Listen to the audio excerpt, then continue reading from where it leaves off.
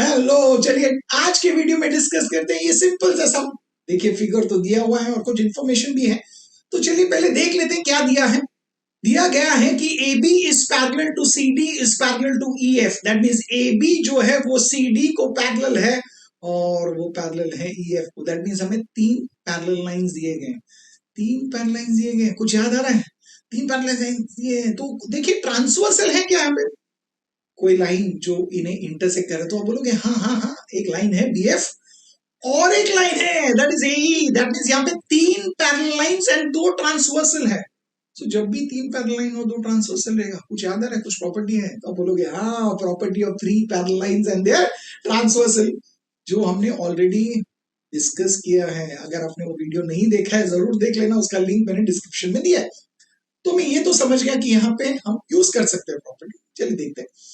और दिया गया हमें कुछ लेंथ, BD का लेंथ दिया गया है 8, DF का लेंथ है 4, AC का लेंथ है 12 और CE का लेंथ है X।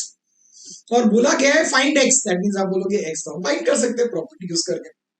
उसके बोला गया है AE फाइंड करना है।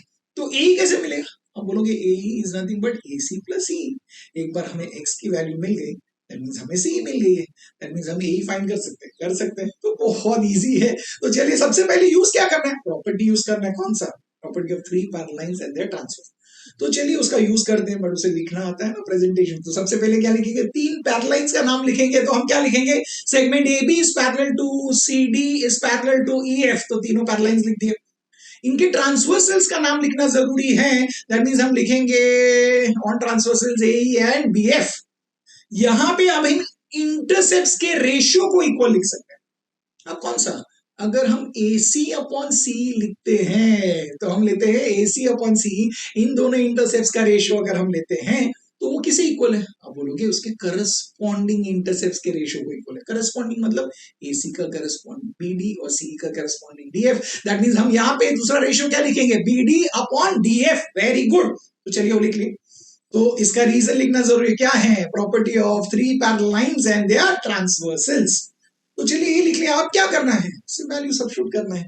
AC का वैल्यू हमें पता है कितना है, 12, तो लिखते हैं वहां पे 12। CE का वैल्यू हमें पता है क्या है, वो X, वही तो फाइंड करना है। BD का लेंथ हमें पता है 8 और DF का लेंथ है 4। अब इसे कैसे सॉल्व करें? अब बोलोगे क्रॉस मल्टीप्लाई करेंगे। तो चलिए क्रॉस मल्टीप्लाई करते हैं। X into 8 is equal to 4 into 12। तो लिखिए वहां पे X into 8 is equal to 4 into 12। Okay, हमने अब ये लिख दिया है। हमें X की वैल्यू फाइंड करनी है। तो X को हम वहीं रखेंगे लेफ्ट हैंड साइड में, और इंटू 8 जो है वो ट्रांसपोज करेंगे दूसरे साइड पे, तो बन जाएगा डिवाइड बाई 12। तो हमें मिलेगा X is equal to 12 into 4 upon 8। Very good.